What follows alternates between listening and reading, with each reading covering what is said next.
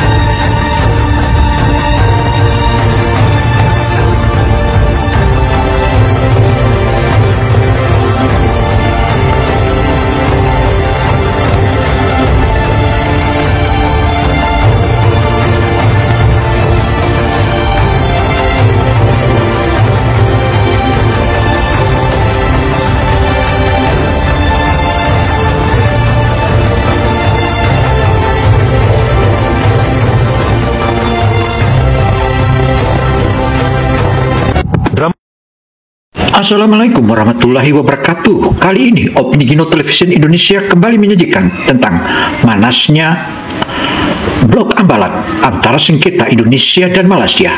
Dan ini memang sudah diambang batas karena Malaysia tetap mengotot bahwa Ambalat itu miliknya. Padahal jelas-jelas wilayah itu adalah milik Indonesia, mulai dari peraturan internasional maupun undang-undang dalam negeri.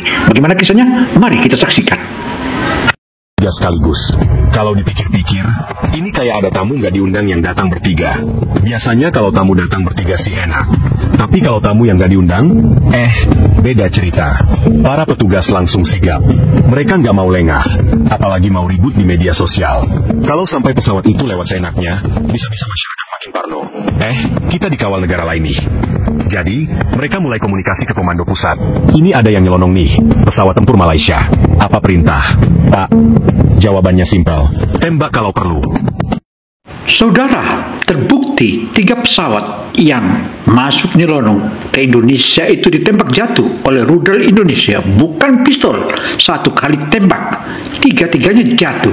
Wow, luar biasa. Alkisah saudara, 3 pesawat tempur itu jatuh terkapar dan masuk ke lautan. Meski begitu, marinir Indonesia juga dan pasukan Katak serta Jenjaka terus terjun mengejar data-data yang ada di dalam laut hasil tembakan itu. Ini bukan keputusan yang gampang. Soalnya siapa juga yang mau tembak jatuh pesawat tetangga? Tapi di dunia nyata, kadang harus tegas biar gak dipandang sebelah mata. Apalagi lagi panas-panasnya hubungan dua negara ini, mau ditangkap damai aja kayaknya nggak bakal berhasil. Saudara, aksi provokasi pihak Malaysia itu mendapat jawaban dan tembakan rudal, 3 rudal dihantamkan kepada pesawat tempur Malaysia dan akhirnya jatuh ke laut. Jatuhnya ke laut itu merupakan salah satu pertanda bahwa masuk perairan Indonesia atau negara kesatuan Republik Indonesia siap mati, apalagi nyelonong karena masuk seenaknya. Itu merupakan sama dengan musuh negara dan harus dihabisi dan tidak boleh sisa. Habisi dan habisi. Wow kan? Karena pentingnya berita dan informasi ini, ikuti terus hingga akhir agar tak gagal paham. Bisa-bisa malah dianggap lemah. Sementara itu, di Malaysia, pilot-pilot pesawat itu kayak lagi dapat tantangan main game. Ayo coba masuk wilayah Indonesia, jangan ketahuan. Gak tahu nih, mereka ngira wilayah itu kayak area bebas drone atau gimana. Padahal di Indonesia, radar Radar dan sistem pertahanan udara itu bukan main-main. Pesawat-pesawat itu melaju masuk wilayah Indonesia, melewati garis batas yang sebenarnya sudah jelas banget di peta. Seperti kata pepatah, masuk kandang kambing, boleh nggak dikerjain. Yah, intinya, Indonesia nggak mau tinggal diam. Dan ini bakal jadi titik balik dalam cerita yang gue ceritain ke kalian. Nah, pas 3 pesawat tempur Malaysia itu sudah masuk ke wilayah udara Indonesia, suasana di ruang kendali semakin tegang. Petugas radar langsung mengaktifkan sistem pertahanan udara yang sudah terpasang. Sistem itu nggak main-main, udah modern dan siap jaga wilayah udara tanpa kompromi. Kalian tahu nggak sih, pas kejadian itu, warga yang tinggal di sekitar perbatasan juga mulai aware. Mereka lihat cahaya terang di langit. Suaranya kayak ledakan petasan tapi versi super besar.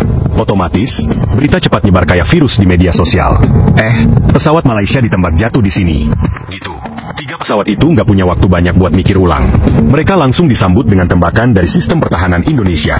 Bukan tembakan pistol, bro, tapi rudal yang didesain khusus buat nangkep pesawat tempur. Dan, boom, satu persatu, jatuh deh. Suaranya nggak kalah heboh sama suara petasan di malam tahun baru. Tapi, bayangin deh, warga sekitar malah pada nonton kayak nonton bola. Ada yang bawa camilan, ada juga yang rekam video pakai HP jadul, sambil teriak-teriak. Asik, pesawat jatuh. Mantap betul. Lucu juga sih. Ya, orang Indonesia memang suka banget sama yang heboh-heboh kayak gini. Di sisi lain, para pejabat pemerintah buru-buru kumpul. Ada yang ngomong sambil ketawa kecut, wah, ini sih kita udah ngasih pelajaran keras nih ke Malaysia. Ada juga yang mulai mikir, ini bisa jadi masalah diplomatik besar kalau gak ditangani dengan benar. Tapi yang pasti, ini bukan sekadar masalah teknis. Ini soal harga diri bangsa. Indonesia yang selama ini kadang dicap santai dan cuek, ternyata punya taring yang gak boleh diremehkan. Pesawat tempur tetangga yang sombong nyelonong masuk, langsung dilibas. Ini bukti kalau kita nggak cuma bisa ngomong doang. Setelah 3 pesawat itu jatuh, ceritanya malah seru dan sedikit absurd di daratan. Warga lokal langsung ramai-ramai ke lokasi jatuhnya pesawat. Kayak ada acara festival dadakan. Mereka datang bawa berbagai macam barang, kamera, makanan, sampai anak kecil yang penasaran pengen lihat. Saudara, jatuhnya 3 pesawat tempur milik Malaysia itu merupakan pertanda bahwa untuk mengatasi kenakalan pilot-pilot tempur Malaysia dengan hantaman rudal itu akan menjadi kapok, mampus atau tidaknya itu sudah urusan tugas dan peperangan. Yang bilang, ini kayak nonton konser, tapi versi pesawat tempur jatuh. Beberapa warga malah ngobrol santai, sambil bercanda, kapan ya pesawat kita bisa jatuh gini biar kita juga bisa nonton gratis. Tapi di balik tawa dan kekonyolan warga itu, ada momen serius juga. Mereka sadar kalau ini bukan kejadian biasa. Ini masalah kedaulatan dan keamanan negara yang harus dijaga bersama.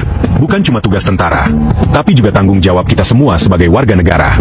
Sementara itu, media-media mulai berlomba bikin liputan. Ada yang bikin headline bombastis, ada juga yang bikin komentar nyentil. Kalau Indonesia bisa nembak jatuh pesawat tempur tetangga, kenapa urusan dalam negeri kok ribet banget ya? Nah, disinilah kita mulai mikir bahwa negara itu lebih dari sekadar batas wilayah dan pesawat tempur. Negara adalah kita semua, dengan segala keunikan, kelucuan, dan juga tantangannya. Kejadian jatuhnya pesawat ini jadi pengingat bahwa di tengah ribut-ribut antar negara, jangan sampai lupa untuk saling menjaga dan introspeksi diri. Setelah pesawat-pesawat itu jatuh, suasana panas nggak cuma di langit, tapi juga di ruang-ruang rapat para pejabat di Jakarta dan Kuala Lumpur. Lo bisa bayangin, 2 negara tetangga ini kayak pasangan yang lagi cekcok serius soal utang bulanan. Tapi yang mereka ributin adalah wilayah laut yang luas banget. Sama-sama gak mau ngalah. Di Indonesia, pemerintah langsung keluarkan pernyataan resmi, tegas tapi tetap sopan ala pejabat negara. Kami menghormati kedaulatan wilayah udara kami dan tindakan ini diambil untuk menjaga keamanan nasional. Sementara di Malaysia, reaksinya campur aduk. Ada yang protes keras, ada yang minta dialog, dan ada juga yang diam-diam kayak, waduh, ini malah bikin malu. Kalau diibaratkan, ini kayak abang sama adik yang rebutan remote TV. Tapi tiba-tiba remote itu dilempar ke lantai sampai pecah. Nah, yang rusak itu bukan cuma remote, tapi juga hubungan baik yang selama ini dibangun. Gak lucu, kan? Sementara itu, media di kedua negara saling baku hantam lewat headline. Indonesia bilang, kami hanya bertindak demi kedaulatan. Malaysia balas, tindakan Indonesia terlalu berlebihan. Ini kayak drama sinetron yang dialognya dibuat-buat supaya tambah panas. Tapi ada hal yang menarik. Rakyat biasa di kedua negara punya pendapat yang beda-beda. Ada yang dukung keras Indonesia, ada juga yang berharap supaya masalah ini segera selesai tanpa harus jadi perang beneran. Lo tau lah, masyarakat biasa-biasanya lebih pengen hidup tenang, kerja, makan nasi, dan nonton bola daripada ribut soal wilayah. Konflik ini juga bikin gue mikir, kenapa sih urusan kedaulatan negara seringnya berujung ke konfrontasi? Bukannya bisa diselesaikan dengan dialog dan kompromi, tapi ya, Namanya juga politik internasional. Kadang kayak main catur. Satu langkah salah bisa bikin raja kalah. Di sisi pertahanan udara Indonesia, meskipun sudah berhasil menembak jatuh 3 pesawat tempur, suasana tidak langsung adem. Justru malah makin tegang. Para komandan mulai menyiapkan skenario-skenario darurat kalau Malaysia ngotot balas dendam. Di ruang kendali, para petugas sibuk ngitung kemungkinan dan risiko. Kalau mereka kirim lebih banyak pesawat, kita siapin rudal tambahan, kata salah satu komandan sambil ngopi. Tapi kalau berantem di udara, bisa jadi perang yang gak kita mau. Di Malaysia, suasana nggak kalah panas. Para pilot dan tentara mulai siap-siap latihan ekstra. Media di sana juga sempat menayangkan program-program yang bikin rakyatnya makin semangat, bangga jadi prajurit. Ada semacam propaganda halus yang bikin suasana makin ngegas. Nah, disinilah letak ironinya. Dua negara yang dulunya akrab, sekarang kayak tetangga yang tiba-tiba pasang pagar tinggi-tinggi. Padahal kan Indonesia dan Malaysia ini kalau digabungin bisa jadi tim sepak bola keren, bukan tim perang. Tapi nggak tahu juga sih. Mungkin mereka lebih jago bikin drama ketimbang gol. Di balik ketegangan itu, ada satu hal yang kadang terlupakan. Rakyat kedua negara sebenarnya pengen hidup damai. Mereka gak pengen lihat pesawat tempur jatuh, gak pengen lihat ledakan, apalagi dengar kabar korban jiwa. Tapi kadang politik dan kebanggaan nasional bikin semuanya jadi rumit. Saudara, rumitnya hubungan Malaysia dan Indonesia tentang blok Ambalat ini menunjukkan karena Malaysia meremehkan Indonesia. Mereka lupa bahwa Indonesia sudah 7 langkah lebih maju dari Malaysia. Dan hantaman-hantaman itu merupakan fakta dan bukti bahwa lemahnya Malaysia. Situasi ini bikin gue mikir soal persahabatan yang gampang retak kalau satu pihak nggak jaga perasaan. Kadang yang penting itu bukan menang atau kalah, tapi gimana kita bisa duduk bareng, ngobrol, dan saling ngerti.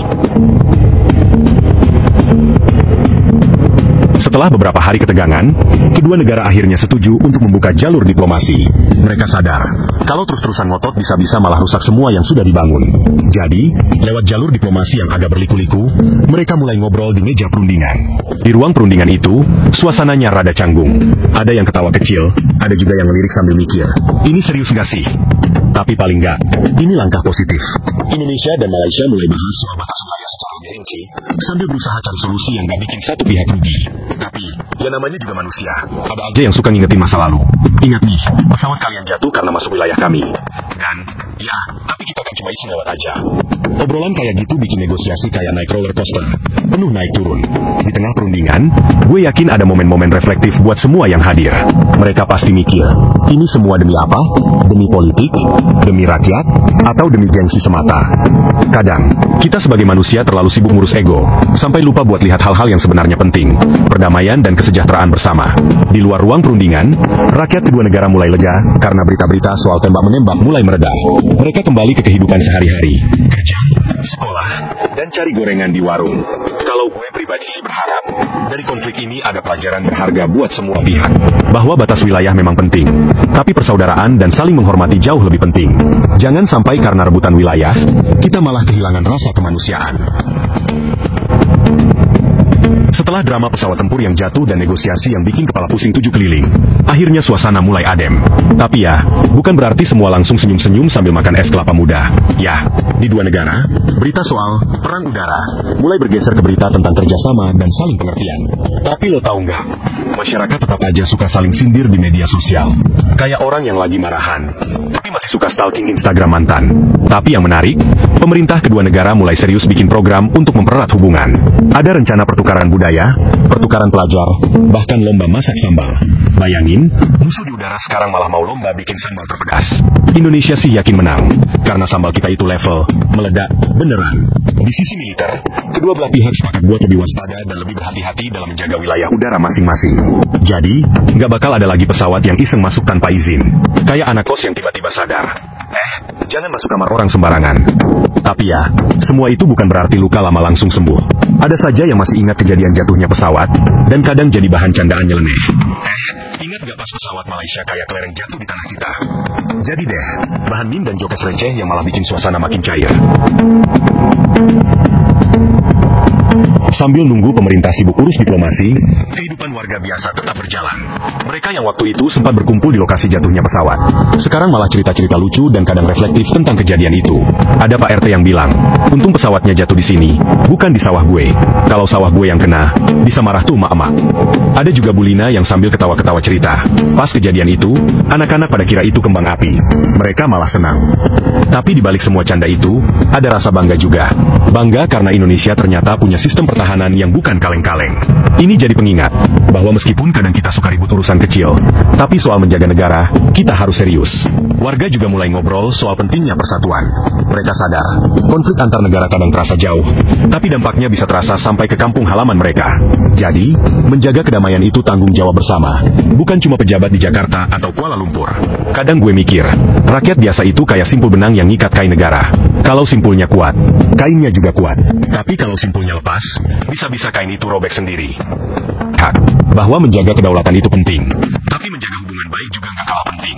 Pesawat jatuh itu mungkin simbol kerasnya realita. Negara sepakat buat bikin kesepakatan baru soal pengawasan wilayah udara. Mereka sepakat untuk lebih terbuka dan komunikasi lebih intens. Jadi, kejadian kayak ini nggak terulang lagi.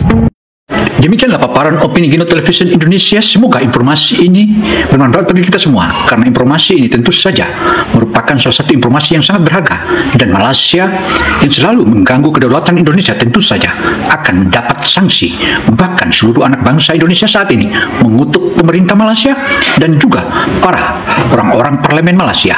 Hal ini tentu saja merupakan satu harapan bangsa Indonesia, dan bangsa Indonesia bukanlah bangsa yang patut dijajah dan dimain-mainkan oleh negara tetangga Malaysia. Saya Gino Samsudin Mirsab. Semoga informasi yang kami sajikan ini bermanfaat bagi kita semua, karena informasi ini merupakan review dan kumpulan informasi-informasi yang penting untuk kita sajikan bersama. Wassalamualaikum warahmatullahi wabarakatuh.